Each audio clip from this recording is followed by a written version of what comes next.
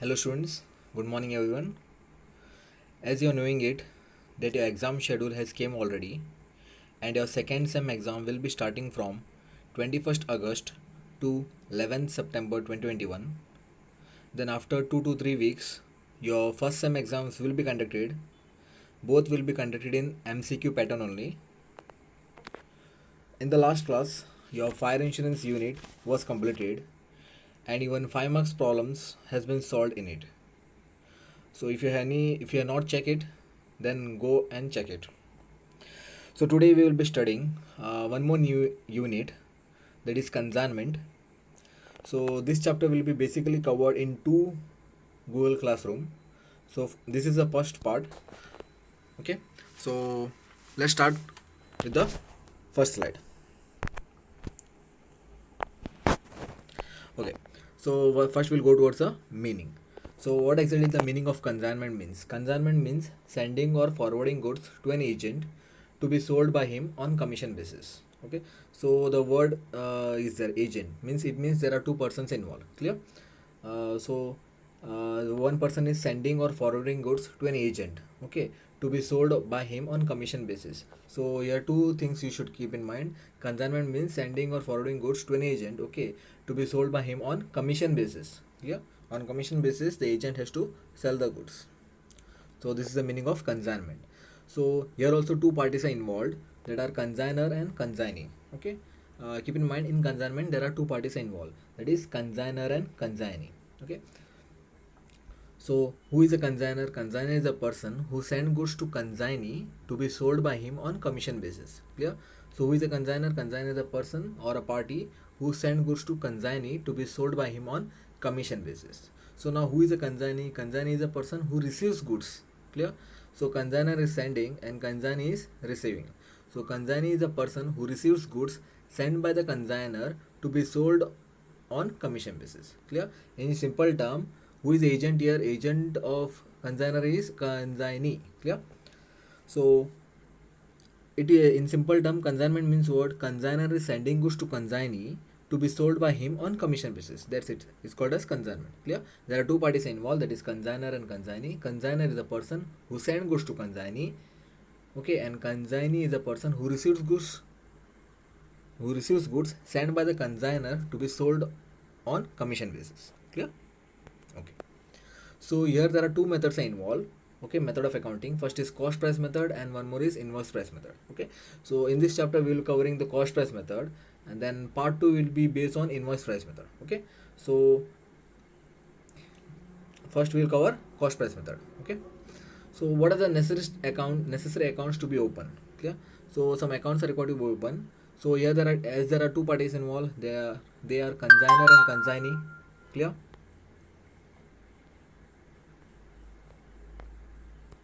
Okay, as there are two parties involved, that is consignor and consignee. So in the books of consignor, that is owner. Okay, in the books of consignor, that is owner, four accounts are required to prepare, that is consignment account, abnormal loss account, consignee account, and goods sent on consignment account. Clear? Which are the four accounts? Consignment account, abnormal loss account, consignee account, and goods sent on consignment account. Okay, so what do you mean by consignment? You came to know. So what about the meaning of abnormal loss? Will come to know in the upcoming slides. So who is the consignee? You came to know. Goods sent on consignment means what is the total quantity of goods sent by the consignor to consignee on consignment basis. Clear? So which are the accounts required to prepare? In the books of consignor, four accounts, that is consignment account, abnormal loss account, consignee account, and goods sent on consignment account. Okay, so in this way consignee also prepares the. Okay, in the books of consignee only one account, that is consignor account. Clear? So there might be MCQ like how many accounts are required to prepare under consignor in the books of consignor. So usually four accounts. Okay, which are the consignment account, abnormal loss account, consignee account, and goods sent on consignment account. And in the books of consignee only one account, that is consignor account. Clear?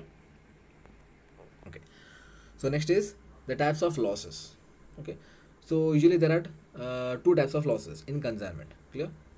So first is normal loss and one more is abnormal loss. Just now we discussed about abnormal loss account now.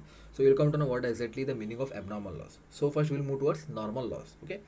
So what do you mean normal loss? Normal loss is a loss that depends upon the nature of goods, which is unavoidable and uncontrollable. Clear? See here, normal loss is a type of such loss which is unavoidable and uncontrollable. We'll come to know with an examples here.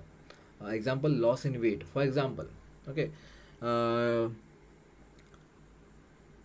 dry chilies. Okay, the persons who are dealing in dry chilies, they will be bearing these types of normal loss, because day by day the weight of the dry chilies will be becoming lesser and lesser, because day by day, because since due to humidity and all, the weightage of the dry chilies will be uh, coming down, weight, the weight will be coming down day by day. This is one type of normal loss in which type of business? In dry chili business. Okay, so next is your operation. Okay, your operation, best example is petrol. Okay, the persons who are dealing in petrol, if they keep the petrol open, automatically there will be operation. Okay, then leakage. Okay, for example, in the persons who are dealing in gas products and all. Okay, gasable products and all, then earthquakes, floods, etc. Okay, for in simple term, the normal loss means loss it is a loss which depends upon the nature of goods and which is unavoidable and uncontrollable. So these are the examples. Okay, so what is the treatment for this here? uh, it is deducted from the quantity of goods at a time of valuation of closing stock. So here, whenever there is a normal loss, what we should do, we should directly deduct the whatever the quantity of loss is incurred through normal loss, we should deduct directly when we are finding closing stock. Okay, and so normal loss is deducted at a time of valuation of closing stock. Okay, so what exactly now, so now you want to know the meaning of normal loss. So what exactly the meaning of abnormal loss now? So abnormal loss is a loss that doesn't depends upon the nature of goods and which is avoidable and controllable. Clear? So it is opposite of normal loss. Okay, abnormal loss means it is a loss which doesn't depends upon the nature of goods and which is avoidable and controllable. See, abnormal loss is avoidable and controllable. For example, see, loss by fire, accident, theft, etc. Okay, it means loss by fire means if you are not if you are not provide the security for the product, there might be chances of accident, theft, or loss by fire or any other incident. Okay, so such types of loss can be controllable and avoidable. Okay, so so such types of loss are called as normal loss. Clear? What exactly the meaning of normal loss and abnormal loss? So there are two types of losses, that is normal loss and abnormal loss. Okay, so I clearly explain with the help of an example also what which types of losses are called as normal loss and which types of losses are called as abnormal loss. Clear? Next. Okay, so as you came to know the meaning of abnormal loss, the examples of abnormal loss, so we'll come to know what exactly how to calculate abnormal loss. So here, note number 1, calculation of abnormal loss. So now how to calculate abnormal loss? So they will give some quantity of goods that has been destroyed. Okay, so cost of goods destroyed, whatever the amount it is, then add proportionate of NRE.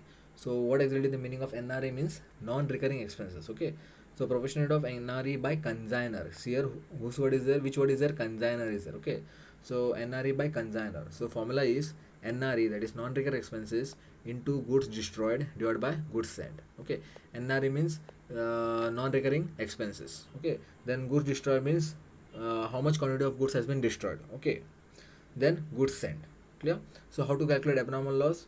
Abnormal loss, first way to uh, write the cost of goods destroyed, means total quantity of goods into uh, cost per kg. We have to multiply and we'll get the total amount. Then add proportionate of NRE by consignor. There is one formula, NRE into goods destroyed divided by goods sent. You will get amount.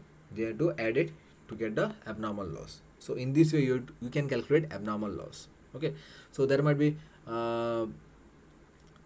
question that how to calculate abnormal loss. So in simple term, we have to add proportionate NRE by consignor to cost of goods destroyed. We'll get the abnormal loss. Okay, so now clear now about abnormal loss. So now next move towards types of expenses. So there are two types of expenses, as previously told, NRE, that is non-recurring expenses, and one more is recurring expenses. So you might be knowing about non-recurring expenses. In simple term, I can say that non-recurring expenses are those expenses which are incurred by actually basically we used to tell non-recurring expenses are those expenses which are not recurring, and recurring expenses are those expenses which are recurring daily. Okay, in simple term we are saying, but in consignment the meaning is little bit different. See, what are non-recurring expenses? Non-recurring expenses are the expenses incurred by the consignor and consignee. Okay, who is incurred by the consignor and consignee after the goods left by godown of consignor until it reaches the godown of consignee. So, yeah, non-recurring expenses are incurred by whom? Consignor and consignee after the, okay, consignor and consignee, okay, both are incurring after the goods left by godown of consignor until it reaches the godown of consignee. Okay, so in simple term we should come to know that what are the expenses, non-recurring expenses are there, will be incurred by consignor and consignee. Okay, then what do you mean meaning of recurring expenses? Recurring expenses are incurred by consignee after the goods reaches in his godown. Yeah, so in simple term non-recurring expenses means what? The expenses which are incurred by the consignor before sending goods to the consignee, okay, before it reaches the consignee's godown. And what are my recurring expenses? Recurring expenses are incurred by consignee after the goods reaches in his godown. Okay, when the goods are reached in his godown, at that time such expenses will be incurred, and that types of expenses are called as recurring expenses. And who will be incurring? Consignee will be incurring. Clear? Okay. We'll come to know which are the expenses which are coming under non-recurring expenses and recurring expenses in the upcoming slides. Okay. See. So here are the examples of non-recurring expenses and recurring expenses. See? As I clearly told that non-recurring expenses are incurred by both consignor and consignee. So which are they? Let's see. Okay. So first we will go towards the non-recurring expenses. Okay. First is packing. Okay. Obviously packing is expenses incurred by whom? Consignor. Okay. Why? Because consignor is sending goods to consignee. It means that consignor will pack the goods. Okay. And after packing the goods, he will send to consignee. It means that packing expenses is a non-recurring expenses for whom? Consignor. Okay. Then insurance by consignor, clearly mentioned. For whom? If insurance is taken by the consignor, okay, while sending goods to the consignee, so such type of expenses are called as non-recurring expenses. Then next is transportation. Okay, here also see here transportation means when the goods are transferred from consignor to consignee, some transportation expenses will be incurred, so that expenses are called as non-recurring expenses. Okay, then like way carriage, freight, loading, unloading, octroi, tax and all. So you are knowing the meaning of all these terms. Okay, carriage, freight, loading, unloading, octroi means one type of tax. Okay, then tax. Okay, so these are the non-recurring expenses. Clear? Packaging for whom? If packaging is done by consignor, at that time it is a non-recurring expenses. Then insurance by consignor. Okay, transportation also. Then carriage, freight, loading, unloading, octroi, tax. Okay, so these are the non-recurring expenses. So now we'll move towards the recurring expenses. So which are the recurring expenses? Keep in mind, recurring expenses are borne by whom? Only consignee only. Consignor will not bear the recurring expenses. Clear? So which are they? Insurance, advertisement, go down, establishment charges, selling expenses, salesman's salary, salesman's commission. Okay? Clear na? Though here also insurance is there, but here insurance is nothing is mentioned. Only insurance is provided. It means it is a recurring expenses which is incurred by consignee. Okay, like so examples we can provide for recurring expenses are insurance, advertisement, go down rent, establishment charges, selling expenses, salesman's salary, salesman's commission. Clear? Okay, so these are the examples of non-recurring expenses and recurring expenses. So now we'll move towards the next slide. Okay, so still now you have studied types of losses, types of types of expenses. Okay, then examples of recurring and non-recurring expenses. So now let's study about some commission. Okay, so why commission? Because see here in the beginning only, in the meaning only, what was told, consignment means what? Consignor send goods to consignee to be sold by him on commission basis. Clear? So that is why we are studying commission also here. So commission means there are different types of commissions involved. Okay, so we'll go one by one. So first is del credit commission. What is del credit commission? It is a special commission allowed by the consignor to consignee to bear the loss of bad debts. Clear? So in simple term, Del credit commission is provided by the consignor to consignee to bear the loss of bad debts. Okay, clear? Who is giving? Consignor is giving to consignee just to bear the loss of bad debts. And you know what is the meaning of bad debts. Okay. Then, if del credit commission is allowed, bad debt should be ignored. Clear? Okay. Keep in mind, whenever del credit commission is allowed, okay, bad debt should be ignored. Because why? Because already commission is provided. For what purpose? Just for bearing the loss of bad debts. Okay. For the purpose of bad debts, del credit commission is allowed. Okay. So, if del credit commission is allowed, bad debt should be ignored. And if it is not allowed, bad debt should be debited to consignment account. Clear? If it is, if del credit commission is given, bad debt should be ignored. Clear? Then, if bad debts and if del credit commission is not given, bad debt should be debited to consignment account. Keep in mind. Okay. So there might be one MCQ questions like when the bad debts is debited to consignment account. Your answer should be when del credit commission is not allowed. Clear? So when the del credit commission is not allowed, bad debt should be debited to consignment account. Clear? Okay. So the journal entry for here will be here. Consignment account added to consignee account. Clear? Consignment account added to consignee account. Why consignment account added? Because bad debt should be debited. Clear? Bad debt will be debited to consignment account. So consignment account added to consignee account. Okay.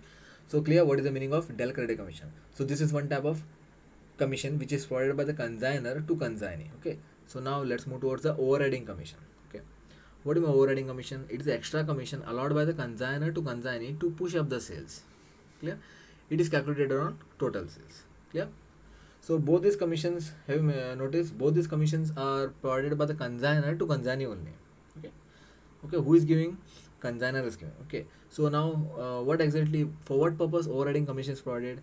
Just to push up the sales. Means for boosting up the sales, consignor gives these types of commission to the consignee. For what purpose? Just to boost up the sales. Means to increase the sales. Okay. So how it is calculated? It is calculated on total sales. Clear? So which types of commissions are provided by the consignor to consignee? Clear? And one more thing, keep in mind, consignee never provides commission to consignor. Keep in mind, consignee never provides commission to consignor, but only consignor provides commission to consignee, because it's a consignment. It is agreement is based on that only. See here, why? Because consignor is sending goods to consignee on commission basis. Clear? So that is why consignor only provides commission to consignee and not consignee. Clear? Okay. Now, so without invoices they will not send. Okay. So some types of invoices are provided. Let's see. So next, first is pro forma invoice. Okay. So what exactly the meaning of pro forma invoice? Let's see. Okay. It's the invoice prepared and sent by the consignor to consignee at the time of sending the goods. Okay. So it is simple. So pro forma invoice is the invoice which is prepared by the consignor, okay, and sent to consignee at the time of sending the goods. Okay. When the goods are when the consignor send goods to consignee at a time, pro forma invoice is prepared. Okay. So what exactly it contain? Okay. It contain quantity, quality, code number, cost price, selling price, and other terms. Okay. So you might have noticed that any invoice. Okay. So in invoice it will, they will mention quantity, quality, code number, means that bill number. Okay. Then cost price, selling price, and other terms. Okay. So these are the contents will be there in pro forma invoice. Clear? So what exactly is the meaning of pro forma invoice? Pro forma invoice is the invoice which is prepared and sent by the consignor to consignee at a time of sending the goods. So what are the contents will be there? Quality, quantity, code number, cost price, selling price, and other terms. Okay. So this is a pro forma invoice. Now next we will move towards account sales. Okay. So what do you mean account sales? It is a detail of account prepared and sent by the consignee to consignor. Okay, stating goods sold, expenses incurred, commission charge, advance paid, and balance paid or payable. Okay. So account sale is opposite of pro forma invoice. Clear? So here in account sales, what exactly is happening? Account sale is prepared by whom? Consignee, and sent to whom? Consignor. Okay, stating what? Goods sold, expenses incurred, commission charge, advance paid, balance paid or payable. Clear? So pro forma invoice is prepared by whom? Consigner, and sent to whom? Consignee. Okay. But account sales is prepared by whom? Consignee, and sent to whom? Consigner. Okay. Now, in pro forma invoice, what it contains? It contains quality, quantity, code number, cost price, selling price, and other terms. Okay. But in account sales, the what does the account sales states? The account sales states goods sold. Okay. Expenses incurred, commission charge, advance paid, balance paid, or payable. Clear? Clear na? Different. What is the difference between pro forma invoice and account sales? Okay. So now let's move towards some simple formulas which will be helpful for you at a time of opening stock. Sorry, at a time of valuation of closing stock. Okay. Then proportionate NRE already came to know what is the meaning of NRE, non-recurring expenses. Okay, which is incurred by both consignor and consignee. Okay, proportionate NRE by consignor. Okay, so NRE into closing stock divided by goods sent.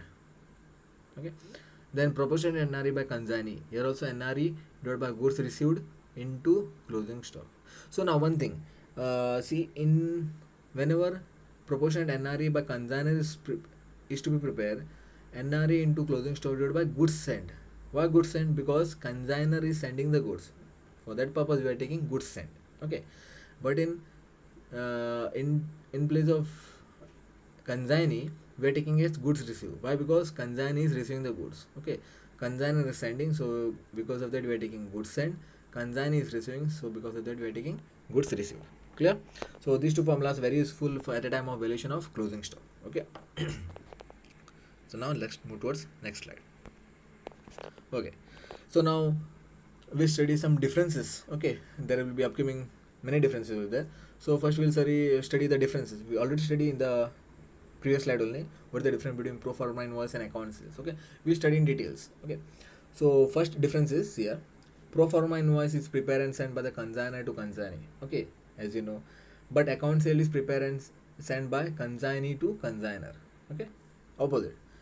Simple term, pro forma invoice is prepared and sent by consignor to consignee, but account sales is prepared and sent by consignee to consignor. Okay, this is the first difference. Then in pro forma invoice, it does not make the consignee indebited, means chance of loss is very less. Okay, but in account sales it makes the consignee indebted, means in pro forma invoice there is no choice of indebted, but in place in account sales there is a chance of consignee to make indebted. Okay, next is in pro forma invoice is prepared only once on sending the goods, but account sales is prepared periodically. Okay, this is another huge difference here.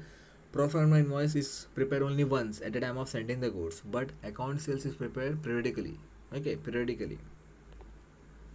Then in pro forma invoice it contain quality, quantity, cost price, selling price of the goods. Okay, already mentioned. Okay, but in account sales it contain goods sold, expenses incurred, commission charge, advance paid, balance paid, or payable. Okay, so these are the differences between pro forma invoice and account sales. Okay, now let's move towards next slide. Next is differences between consignment and sales. Okay, this is a new one for you. Okay, you know the meaning of consignment, you know the meaning of sales. Let's study the difference between them. Okay, so first difference, in consignment parties are known as consignor and consignee. Okay, as you know, in consignment there are two parties involved, consignor and consignee, whereas in sales parties are known as debtor and creditor. Why debtor and creditor? Because there are two persons involved, one will be the accepting, one will be the receiving. Okay, so one will be the receiving, one will be sending, so it means debtor and creditor. Clear? So in consignment also two parties are involved which are known as consignor and consignee, whereas in sales also two parties are involved which are known as debtor and creditor. Okay, next difference, in consignment ownership of goods remains with the consignor. Okay, but in sales ownership of goods is transferred from creditor to debtor. Okay, sorry, it is creditor. Okay, creditor to debtor. Clear? In consignment ownership is not transferred, but in sales ownership is transferred from the creditor to debtor. Clear? Simple.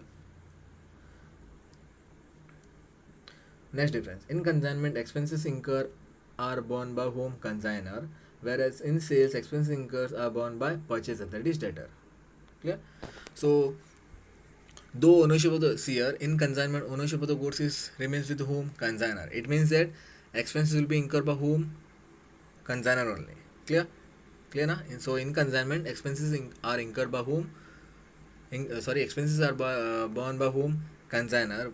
Whereas in sales, expenses are incurred by whom? Purchaser. Because he is purchasing goods from the creditor. So debtor will be the person who will bearing these expenses. Okay.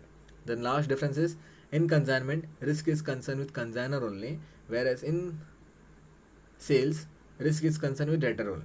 Clear? Why? Already mentions here. If expenses incur are borne by the consigner, it means consigner is dealing with the risk, full risk. Okay, clear. Then here also in sales where expenses are incurred by whom? Purchaser means debtor. Here also it means that debtor is handling more risk than the creditor. So this is another difference. In consignment, risk is concerned more with consigner only, whereas in sales, risk is concerned more with debtor only. Okay, so these are the differences between consignment and sales. Clear? Now let's move towards another difference, one more. Okay, so differences between joint venture and consignment. So I think we have studied about the joint venture, and you know completely the meaning of consignments and how many parties and more. Okay, so let's discuss the difference between them. Okay, so in joint venture, parties are known as co-venturers. Yeah, as in in joint ventures, parties are known as co-venturers, but in consignment, parties are known as consignor and consignee. Same thing. Okay. Then second one. In joint venture, expenses are bear by all the venturers, wherein consignment, expenses are bear by only by consignor. Clear? So here this is another difference. In joint venture, expenses are bear by all the venturers. All the venturers means all the partners of the joint venture. Okay. The partners are called as venturers in joint venture. You are knowing very well. Okay. So in joint venture, all the expenses are incurred by all the venturers, but in consignment, expenses are incurred by only by the consignor only. This is the second difference. Then third one. In joint venture, all the venture is contributed towards capital, but in consignment, only consignor contributes towards the capital. Okay. So in simple term, in joint venture, all the ventures contribute towards the capital, but in consignment, only consignor contributes towards the capital. So this is another difference. Okay. So next one. Profit and loss are shared by all the partners, that is all the venturers in aggregate ratio in joint venture, but in consignment, profit are retained by the consignor and consignee gets only commission. Clear? As see here, as capital is contributed by all the venturers in joint venture, basically profit and loss will be shared among all the venturers as per the aggregate ratio. Okay, but in in consignment, as consignor will be contributing towards the capital, so basically consignor will retain the profit. Okay, of the consignment, and what does the consignor will get? Consignor will get only some commission. Clear? So this is the differences between joint venture and consignment. There will be some more differences that you will get in different textbooks and all. Okay, you can refer that also. So here is a problem based on cost price method.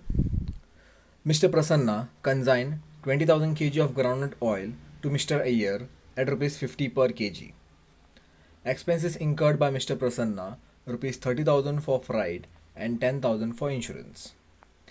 During transit, 1,000 kg of oil destroyed due to accident and the insurance company paid 28,000. Mr. Iyer received balance of consignment and sold 14,000 kg at 60 per kg. 200 kg of oil was lost due to leakage. Expenses incurred by Mr. Iyer are of octroi rupees 12,400 and storage, that is go down rent rupees 5,000. Calculate the value of abnormal loss and closing stock. Okay. So already mentioned that the problem is based on cost price method. So you are required to calculate abnormal loss and closing stock. Okay. So already in the previous slides, how to calculate abnormal loss, one format has been provided. So same way you have to provide. So same way you have to find abnormal loss. So and what about closing stock? We'll see in the upcoming slides. Okay. So first we'll first we'll make it clear what is the actual given in the question. Okay. So Mr. Prasanna consigned 20,000 kg of groundnut oil. So Mr. Prasanna is a consigner. Okay, he is sending 20,000 kg of groundnut oil to Mr. Iyer. Iyer is a consignee at rupees 50 per kg. Okay, how much goods has been sent? 20,000 kg has been sent. Okay, at rupees 50 per kg. Expenses incurred by Prasanna, that is consigner, rupees 30,000 for freight and 10,000 for insurance. Okay, so already mentioned, whatever the expenses incurred by the consigner while sending the goods to the consignee are called as non-recurring expenses. So here freight and insurance are non-recurring expenses. Keep in mind.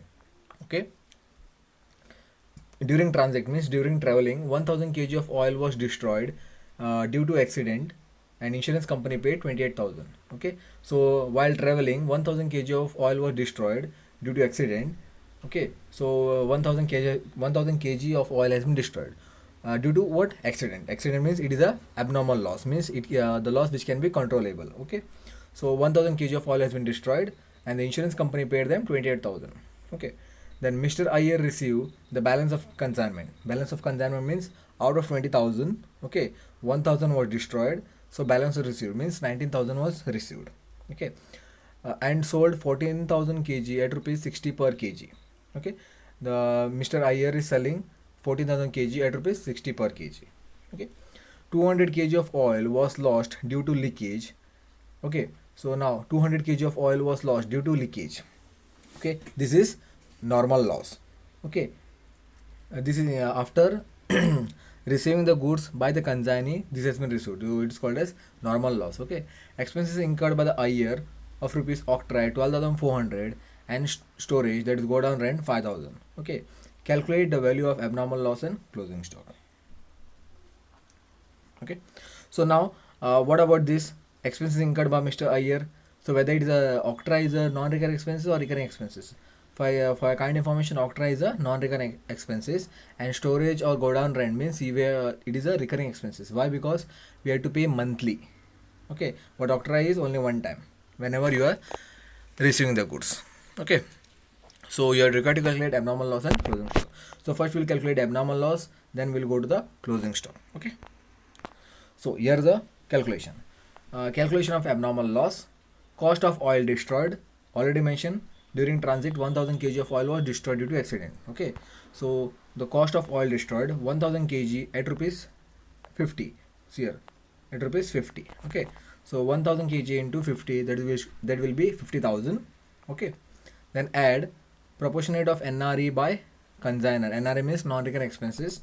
So already mentioned. So there are two non-recurring expenses incurred by the consigner, that is freight and insurance, that amount rupees 30,000 plus 10,000 is equals to 40,000. Okay, so 40,000 divided by goods sent. How much goods sent was sent? 20,000 kg of oil was sent.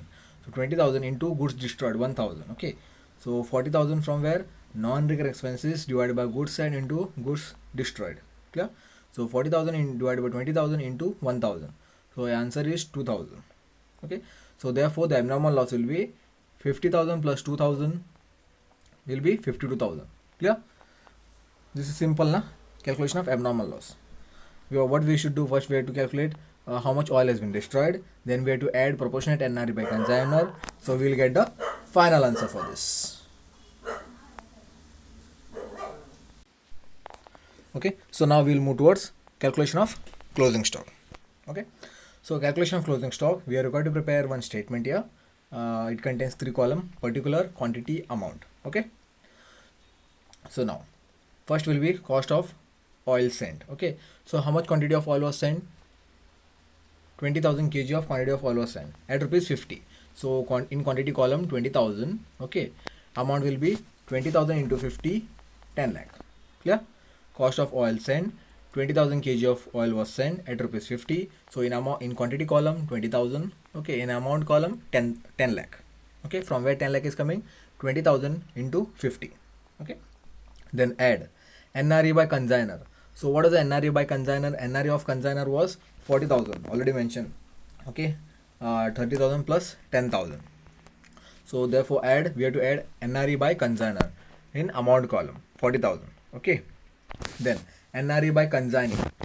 So now here there are 2 expenses of consignee, which are the octroi, one more is storage, that is go down rent.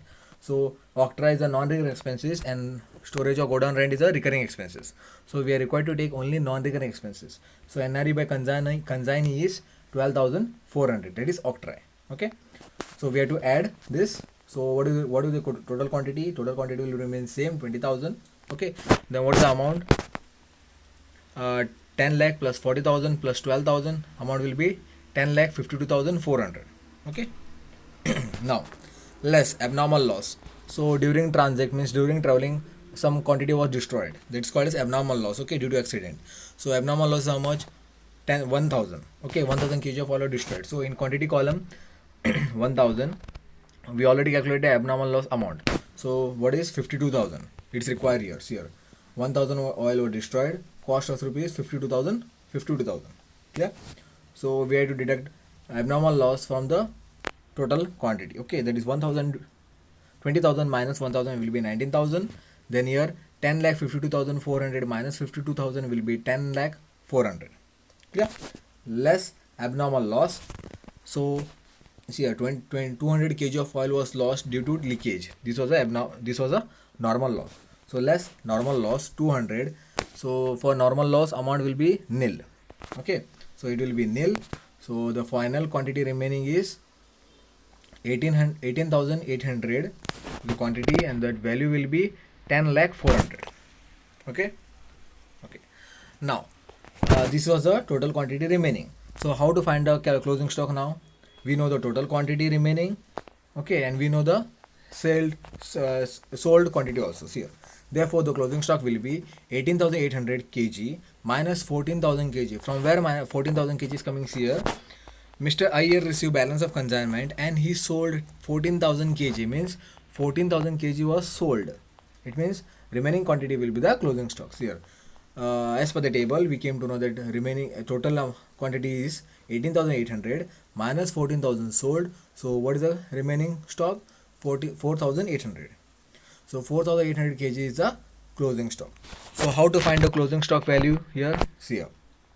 For value of stock, okay, means finding the closing stock value. Okay, then for 18,800 kg oil, the value is 10 lakh 400 here. For 18,800 kg oil, value was 10 lakh 400. Then for 4,800 kg oil, what is the value? Clear? From where 4,000 remaining? Okay. For 18,800 kg oil, value is 10 lakh 400. Then for 4,800 kg oil, what will be the value? So here cross multiplication will be applied. Okay, 4,800 into 10 lakh 400 divided by 18,800. Clear? Cross multiplication here. So 4,800 into 10 lakh 400 divided by 18,800. So what is the value? 2,55,421.27. So this is the value of closing stock. Okay, value of closing stock. This was the 4,800 kg was the quantity. This is the quantity of closing stock. What is the exact value? Exact value is 2,55,421.27. Okay, so in this way we are calculating the abnormal loss and closing stock. Very simple it is. Okay, so one is a problem for you as a homework. Okay, so the problem is very simple. Calculate the value of abnormal loss and value of closing stock. Okay, so what is given? Oil supplied on consignment rupees 18,000 kg at rupees 54 per kg. Packing and forwarding expenses for consignor. Okay, for consignor it is 18,000. Oil stolen in transit 3,000. Oil sold by consignee 13,500 at rupees 75 per kg. Lost due to evaporation during storage 10%. Okay, so this is the problem for you as a homework. Okay, nothing is there here. We know already how much oil quantity of oil has been sent by the consignor to the consignee, that is 18,000. Okay, then packing and forwarding expenses for consignor means this is the non-recurring expenses. Okay, then oil stolen in transit, so 3,000 kg oil stolen means it is a abnormal loss. Okay, then oil sold by consignee 13,500. Okay, then lost due to evaporation 10%. Okay, so what is the 10% value will be? 18,000 was sent. Out of 18,000, 3,000 was stolen. Remaining is 15,000. Out of 15,000, 10% is lost due to evaporation, means 1,500 is a normal loss. Okay, then we also know the how much quantity of oil has been sent, that is 13,500. So 15,000 minus 15. Okay, so we'll come to know the closing stock also in this way. Okay, so in the upcoming class we will be studying the second method based on consignment, that is invoice price method. Okay, till then, goodbye, thank you.